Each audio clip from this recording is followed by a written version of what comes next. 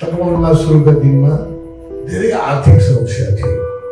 Kitchen चलाउनलाई पनि पैसा आउँथेन। किचन पनि यस्तो थियो, त्यो पुरानो साथीहरू देखेर चाहिँ झालै थिएन, ढुका झाल थिएन, सोझै खालि छाना मात्रै थियो।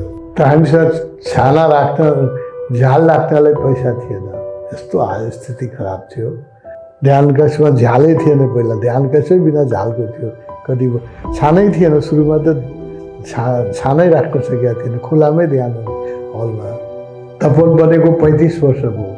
शिविरमा कहिलेकाहीँ 200 मान्छे आउँथे। डोमेटिक भएकै थिएन। सबैजना डोमेटिक बस्थे। बाथरुम जानलाई बिहान 3 बजेदेखि लाइन लाग्थ्यो। सुरुका दिनमा त हामीसँग त्यो पानीको पाइप ल्याउनु, पानी थियो त्यो पाइपमा जोड्नु पर्ने, त्यो पाइप किन्नलाई पैसा आउँथ्यो। अनि भगवान्ले मलाई आरती गर, यो हिन्दूहरूको बडो वैज्ञानिक पद्धति हो, यसबाट लक्ष्मी प्रसन्न हुन्छ र तिनीहरूको आर्थिक स्थिति पनि सुधार हुन्छ। अनि हामीले आरती सुरु गरे आजभन्दा 15 वर्ष अगाडि। त बिस्तारै भगवान्को कृपाले आज नेपालमा यति सुविधा सम्पन्न आश्रम, उपवन, चेतवन, तपोवन, तिनै आश्रम, एयर कन्डिसन ध्यान कक्ष भयो र यसमा भगवान्को गाइडेन्स थियो कि यसको कारण इन्डियामा मलाई खुब गाली गर्छ मान्छेले, आरती सुरु भनेर यति गाली गर्छ। उसो आश्रममा आरती नेपालले नै चालु गरे हो, तपोवनले चालु गरे हो। उहाँले नि मलाई प्रेरणा दिनुभयो कि रजनीशपुरम गएको बेलामा मलाई दियो दिनुभयो, चाँदीको बाती पनि दिनुभयो र रजनीशपुरमको लाइटर पनि दिनुभयो। अहिले पनि हामीले छोडेको थियो। त्यो प्रतीकात्मक थियो। मैले त्यो बेला बुझेन यो भएको हो 83 मा, त्यो मैले बुझेन। उहाँले केही इसारा गर्नुभयो। पछि बुझ्नलाई टाइम लाग्दो रहेछ। त्यो बेला तपोवन पनि बनेको थिएन। तपोवन बनेपछि बिस्तारै मैले बुझेँ यो ओसोले इसारा गर्नुभएको थियो आरती गर्नलाई। चाँदीको आरती, बाती र लाइटर तिनै दिनुभयो। अहिले पनि त्यो आर्काइभमा राखेको छ काठमाडौँमा, आर्काइभमा त्यो तिनै चिज सुरक्षित। र हामीले तपोवनमा सुरुका दिनमा धेरै आर्थिक समस्या थियो।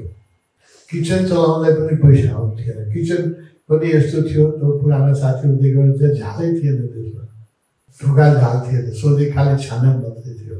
त्यही डाइनिङ हलमा 3-4 जना प्राइम मिनिस्टर आएर खाइसक्नु थियो। त हामीसँग छाना राख्न, झाल राख्नलाई पैसा थिएन। यस्तो स्थिति खराब थियो। धेरै गरिबी थियो। हाम्रो सपना थियो कि राम्रो बनाऊ, आश्रमलाई व्यवस्थित बनाऊ। अनि गुरुले मलाई ध्यानमा गाइड गर्नुभयो, तिमीले चाहिँ गुरुहरूको आरती सुरु गर।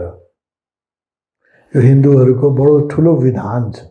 जब हामी सन्ध्या आरती गर्छौँ अनि लक्ष्मी प्रसन्न हुन्छ, लक्ष्मी खुसी हुन्छ अनि आर्थिक कठिनाइहरू दूर हुन्छ। तपोवन बनेको 35 वर्ष भयो।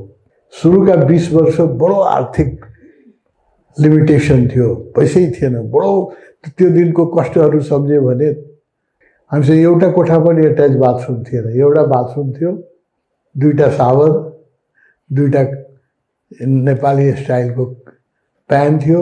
शिविरमा कहिलेकाहीँ 200 मान्छे आउँथे। डोमेटिक भएकै थिएन। सबैजना डोमेटिक बस्थे।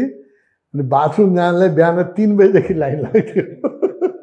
7 बजे डान्डी गर्नु छ भने 3 बजेदेखि लाइन लाग्थ्यो बाथरुम जान। कि 2टा मात्रै नुहाउने ठाउँ, 2टा बाथरुम, 200 जना माथि। वर्षमा फेरि शिविर पनि 2टा मात्रै हुन्थ्यो त्यो बेला। अप्रिलमा र अक्टोबरमा 2टा शिविर हुन्थ्यो वर्षमा।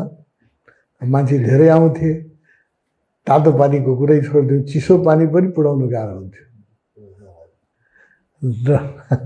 ड्रममा तताउँथे कहिलेकाहीँ धेरै चिज, रडले बाल्टिनमा तताउँथे पानी। बडो आर्थिक 20 वर्ष, सुरुका 20 वर्ष बडो सङ्घर्षको छ। सुरुका दिनमा त हामीसँग त्यो पानीको पाइप ल्याउनु, पानी थियो त्यो पाइपमा जोड्नु पर्ने, त्यो पाइप किन्नलाई पैसा आउँथेन। जहाँ पानीको सोर्स छ त्यहीँ गएर पानी ल्याउनु पर्ने, बडो कठिनाइको समय थियो। अनि भगवान्ले मलाई आरती गर, यो हिन्दूहरूको बडो वैज्ञानिक पद्धति हो। यसबाट लक्ष्मी प्रसन्न हुन्छ र तिमीहरूको आर्थिक स्थिति पनि सुधार हुन्छ। अनि हामीले आरती सुरु गरे आजभन्दा 15 वर्ष अगाडि। अनि बिस्तारै भगवानले भने जस्तै ध्यान कक्षमा झ्यालै थिएन पहिला, ध्यान कक्षै बिना झ्यालको थियो।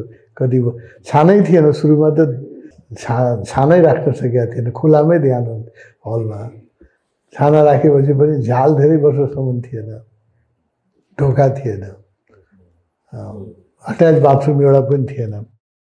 त बिस्तारै भगवानको कृपाले आज नेपालमा यति सुविधा सम्पन्न आश्रमहरू, यहाँ उपवन, चेतवन, तपोवन, तीनै आश्रम, एयर कन्डिसन ध्यान कक्ष है, ओशोको कृपाले भयो। र यसमा भगवानको गाइडेन्स थियो कि यसको कारण इन्डियामा मलाई खुब गाली गर्छ मान्छेले, आरती गर्यो सुरु भनेर यति गाली गर्छ। हिन्दू धर्म बनायो भने पुराना सन्यासीहरूले बडो क्रिटिसाइज गर्नुहुन्छ, मेरो गाली दिनुहुन्छ। यहाँ नेपाली सन्यासीहरू पनि कोही कोही खुब गाली गर्नुहुन्छ। ओशोलाई हिन्दू बनायो, आरती गर्यो, तर आरती गरेको फल हामीले पाएको छौँ। अहिले 3टै कम्युनमा हाम्रो आरती नियमित हुन्छ। धेरै सेन्टरहरूले पनि गर्छ।